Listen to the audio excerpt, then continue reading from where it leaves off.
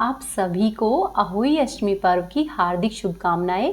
अहोई अष्टमी का पर्व कार्तिक माह के कृष्ण पक्ष की अष्टमी तिथि को मनाया जाता है। इस दिन माताएं अपनी संतान की लंबी आयु, सुख समृद्धि और उज्जवल भविष्य के लिए व्रत रखती है। अहोई माता को मां पार्वती का ही रूप माना जाता है। अहोई माता की पूजा करने से महिलाओं को गर्भपात से मुक्ति, संतान की असमय मृत्यु होना और दुष्ट संतानें प्राप्त होना, साथ ही बंध्या रोग से मुक्ति मिलती है एवं सुखी सर्वगुण संपन्न संतानें प्राप्त होती है। अहोई अष्टमी की पौराणिक कथा के अनुसार प्राचीन काल में एक साहूकार था। साहूकार के 7 बेटे और 7 बहुएं थी। साहूकार की एक बेटी भी थी जो कि दीपावली पर अपने ससुराल से मायके में आई हुई थी। दीपावली पर घर को लीपने के लिए सातों बहुएं मिट्टी लाने के लिए जंगल में जाने लगी तो ननद भी उनके साथ ही मिट्टी लाने के लिए चल दी। साहूकार की बेटी जहां पर मिट्टी खोद रही थी उस स्थान पर शाहू माता अपने बेटों के साथ रहा करती थी। गलती से मिट्टी खोदते समय साहूकार की बेटी की खुरपी की चोट से शाहू माता का एक बच्चा मर गया। जब शाहू माता आई तो उसने अपने मरे हुए बच्चे को देखा और देखकर बहुत ही क्रोधित हुई और उससे बोली कि मैं तुम्हारी कोख बांधूंगी। शाहू माता के ऐसे वचन सुनकर साहूकार की बेटी अपनी सातों भाभियों से एक एक करके विनती करने लगी कि वह उसके बदले में अपनी कोख बंधवा ले, लेकिन उसकी किसी भी भाभी ने एक भी बात नहीं सुनी। तब सबसे छोटी भाभी सोचने लगी कि यदि मैं कोख नहीं बंधवाऊंगी तो सासू माँ नाराज हो जाएगी। ऐसा सोचकर छोटी भाभी ने ननद के बदले कोख बंधवा ली। इसके बाद वे सभी घर पर आ गए और धीरे धीरे दिन बीतने लगे। इसके बाद छोटी भाभी को जो भी लड़का होता वह 7 दिन बाद मर जाता। तो एक दिन उसने पंडित जी को अपने घर पर बुलाया और उससे पूछा कि पंडित जी, मेरी संतानें 7वें दिन मर जाती है, इसका क्या कारण है। तब पंडित जी ने छोटी बहू से कहा कि तुम सुरही गाय की सेवा करो, क्योंकि काली गाय शाहू माता की भाईली है और वह ही तेरी कोख को छुड़वा देगी, तभी तुम्हारा बच्चा जीवित रहेगा। इसके बाद वह बहू प्रातः काल उठकर प्रतिदिन ही गाय माता के नीचे साफ सफाई करके आती और गाय माता के लिए हरा चारा भी रख कर आ जाती। तब गाय माता सोचती कि आजकल मेरी सेवा कौन कर रहा है। इसी तरह से छोटी बहू कई दिनों तक गाय माता की सेवा करती रही। तब एक दिन गाय माता ने सोचा कि मैं आज सुबह सवेरे जल्दी उठूंगी और देखूंगी कि कौन है जो मेरी सेवा कर रहा है। अगले दिन गाय माता खूब तड़के उठी तो क्या देखती है कि एक साहूकार के बेटे की बहू उसके नीचे साफ सफाई कर रही है और थोड़ी ही देर में वह हरा चारा लेकर आई और गाय माता के पास रख दिया। तब गाय माता उससे बोली कि क्या बात है, तुम मेरी सेवा क्यों कर रही हो। मैं तेरी सेवा से बहुत प्रसन्न हूँ, तुम्हारी जो इच्छा हो वह मांग लो। तब साहूकार की बहू बोली कि हे गाय माता, शाहू माता तुम्हारी भाईली है और उसने मेरी कोख बांध रखी है, इसलिए मैं चाहती हूँ कि आप मेरी कोख खुलवाने में मदद करें। तब गाय माता ने कहा कि ठीक है। ऐसा कहकर गाय माता उस बहू के साथ 7 समुंदर पार अपनी भाईली के पास उसको लेकर चली। रास्ते में कड़ी धूप थी तो वे दोनों एक पेड़ के नीचे रुक गई और थोड़ी देर आराम करने लगी। थोड़ी देर में एक सांप आया और उसी पेड़ पर गरुड़ पक्षी और उसके बच्चे रहते थे। गरुड़ पक्षी बाहर खाना लाने के लिए गया हुआ था। जब वह सांप पेड़ के पास आया तो बहू ने सोचा कि अब यह सांप इन बच्चों को डसेगा। ऐसा सोचकर साहूकार की बहू ने उस सांप को मार दिया और ढाल के नीचे दबा दिया और इस तरह से साहूकार की बहू ने उस गरुड़ पक्षी के बच्चों की जान बचा ली। थोड़ी ही देर में वहां पर गरुड़ पक्षी आई तो वह देखती है कि वहां पर खून पड़ा हुआ है। खून देखकर गरुड़ पक्षी सोचने लगती है कि जरूर इस बहू ने मेरे बच्चों को मारा होगा। ऐसा सोचकर गरुड़ पक्षी साहूकार की बहू को चोंच मारने लगी। तब साहूकारनी बोली कि मैंने तेरे बच्चों को नहीं मारा है, बल्कि सांप तेरे बच्चों को डसने आया था। मैंने तो सांप से तेरे बच्चों की रक्षा की है। यह सुनकर गरुड़ पक्षी बोली कि मांग, तू क्या मांगती है। तब वह बहू बोली कि 7 समुंदर पार शाहू माता के पास हम दोनों को पहुंचा दो। गरुड़ पंखनी ने दोनों को अपनी पीठ पर बिठाया और उन दोनों को शाहू माता के पास पहुंचा दिया। शाहू माता अपनी भाईली को देखकर बहुत खुश हुई और कहने लगी कि बहन बहुत दिनों में आई, और फिर कहने लगी कि बहन मेरे सिर में जुएं पड़ गई है। तब सुराही गाय के कहने पर साहूकार की बहू ने सलाई ली और शाहू माता के सिर से जुएं निकाल दी। शाहू माता के सिर से जुएं निकालने पर उनके सिर में बहुत आराम हुआ और शाहू माता प्रसन्न हो गई और बहू से बोली कि तूने मेरे सिर में बहुत सलाई डाली है, इसीलिए जा, मैं तुझे 7 बेटे और 7 बहुओं का आशीर्वाद देती हूँ। तब बहू बोली कि शाहू माता मेरे तो एक भी बेटा नहीं है, 7 बेटे कहाँ से होंगे। इस पर शाहू माता बोली कि मैंने वचन दिया, यदि मैं वचन से फिरूं तो धोबी के कुंड पर कंकरी हो जाऊं। तब साहूकार की बहू बोली कि हे शाहू माता, मेरी कोख तो तुम्हारे पास बंधी पड़ी है। यह सुनकर शाहू माता बोली कि बहू तूने तो मुझे ठग लिया है, मैं तेरी कोख तो नहीं खोलती, परंतु अब तो मैं वचन से बंधी हुई हूँ, इसलिए खोलनी पड़ेगी। जा, तेरे घर पर तुझे 7 बेटे और 7 बहुएं मिलेंगी, तू जाकर उजमन करियो, 7 अहोई बनाइयो और 7 कढ़ाई करियो। साहूकार की बहू इस तरह से आशीर्वाद लेकर और अपनी कोख खुलवाकर अपने घर पर आ गई। घर आकर देखा तो उसकी सास बहुत प्रसन्न है और उसके 7 बेटे और 7 बहुएं घर में बैठी है। साहूकार की बहू भी बहुत प्रसन्न हो गई। उसने 7 अहोई बनाई, 7 उजमन किए तथा 7 ही कढ़ाई की। जब रात हुई तो रात्रि के समय जेठानियां आपस में कहने लगी कि बहनों जल्दी जल्दी से नहाकर पूजा कर लो, कहीं छोटी को बच्चों की याद आई तो वह भी रोने लगेगी। थोड़ी ही देर में उन्होंने अपने बच्चों से कहा कि बच्चों अपनी चाची के घर जाओ, आज अभी तक उसकी आवाज़ नहीं आई है।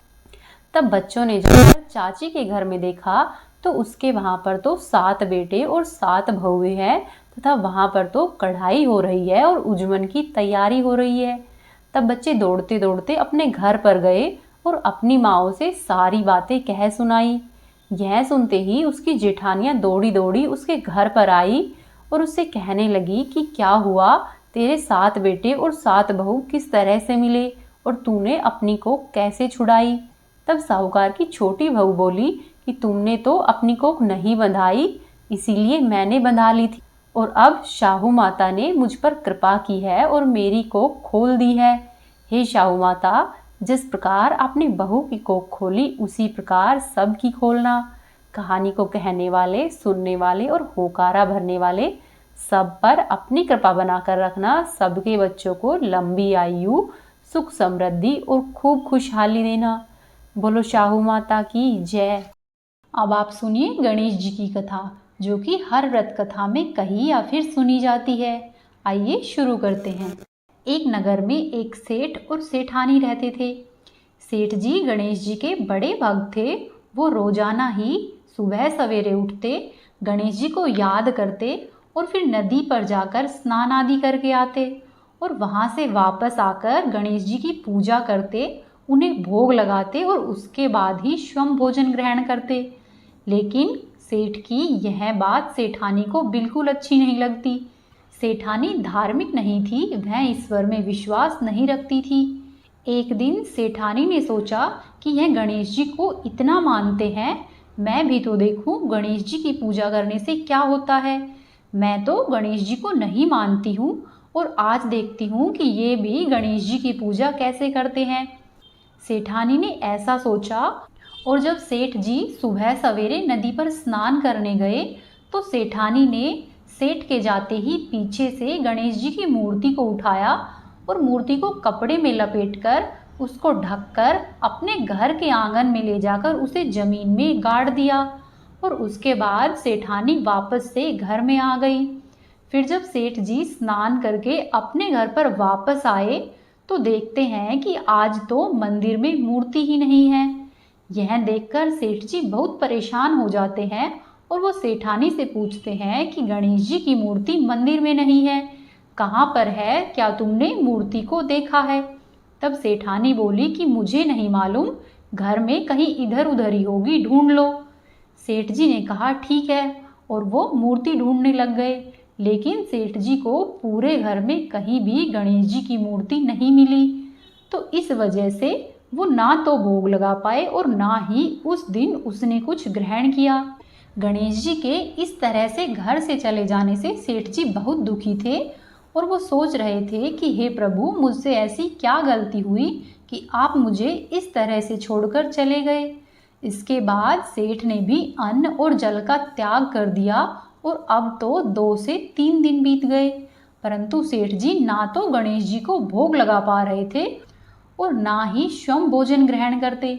वो सिर्फ एक ही प्रार्थना करते कि हे गणेश जी, मुझे दर्शन दीजिए, मुझे कोई गलती हुई है तो मुझे बताइए, मैं अवश्य ही ठीक करने की कोशिश करूँगा। इस तरह से सेठ जी हाथ जोड़कर गणेश जी से मन ही मन प्रार्थना करते रहते। तब गणेश जी ने सोचा कि इस सेठ का विश्वास तो बड़ा ही पक्का है। 2 से 3 दिन हो गए हैं, इसने न तो अन्न ग्रहण किया है और न ही जल। यदि इस तरह से चलता रहा तो यह सेठ अवश्य ही मर जाएगा। फिर उस रात को जब सेठ सोए तो सेठ को सपने में गणेश जी भगवान एक छोटे से चूहे के साथ खेल रहे थे और गणेश जी भगवान उस चूहे को एक लड्डू देते हैं। वह चूहा लड्डू को थोड़ा बहुत खाता है, फिर उस लड्डू को ले जाकर सेठ के घर के आंगन में गाड़ देता है और जैसे ही मूसक उस लड्डू को गाड़ता है, सेठ की आंख तुरंत ही खुल जाती है और जैसे ही उसकी आंख खुलती है वह सोचता है कि गणेश जी शायद मुझे कुछ बताना चाह रहे हैं।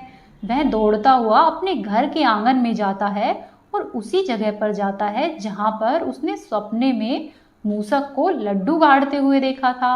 वह वहां जाकर खुदाई करता है तो देखता है कि गणेश जी की मूर्ति कपड़े में लिपटी हुई वहीं पर है। सेठ मूर्ति को लेकर बहुत प्रसन्न होता है और अपने घर के अंदर आता है और घर में आकर मूर्ति को मंदिर में स्थापित करता है और गणेश जी की पूजा करके फिर सो जाता है और अगले दिन फिर से नदी पर जाता है, स्नान आदि करके गणेश जी को भोग लगाता है और गणेश जी की पूजा करने लगता है। जब सेठानी यह देखती है कि सेठ तो आज फिर से पूजा कर रहे हैं तो सेठानी बहुत अधिक आश्चर्यचकित होती है और सोचती है कि इन्हें मूर्ति कैसे मिल गई। तब सेठानी सेठ के पास आती है और पूछती है कि आपको यह मूर्ति कैसे मिली। तब सेठ उससे अपनी सपने की सारी बात बता देते हैं। तब सेठानी के मन में भी सेठ की बात सुनकर विश्वास जाग गया और वह भी मन ही मन भगवान गणेश का स्मरण करने लगी और वह भी गणेश भगवान की भक्त बन गई। उसने सेठ को सारी बात बता दी कि मैंने ही मूर्ति आंगन में छुपाई थी और कहा कि मुझसे बहुत बड़ा अपराध हो गया है, मुझे क्षमा कर दो। अब से हम दोनों पति पत्नी प्रेम सहित गणेश भगवान की पूजा किया करेंगे और उनकी पूजा में कभी भी कोई भी कमी नहीं आने देंगे। यह सुनकर सेठ बहुत ही प्रसन्न हुआ और उसके बाद सेठ और सेठानी दोनों ही प्रतिदिन गणेश जी की श्रद्धा पूर्वक पूजा करने लगे। बोलो गणेश गजानन की जय। हे गणेश जी महाराज, जैसी कृपा आपने सेठ और सेठानी पर की है वैसी ही कृपा हम सब पर करना। ये थी आज की कथाएं। उम्मीद है आपको पसंद आई होगी। आपसे एक निवेदन है, यदि आपने अभी तक चैनल को सब्सक्राइब नहीं किया है तो चैनल को सब्सक्राइब कर ले, वीडियो को लाइक करें और अपने दोस्तों के साथ वीडियो को शेयर करें।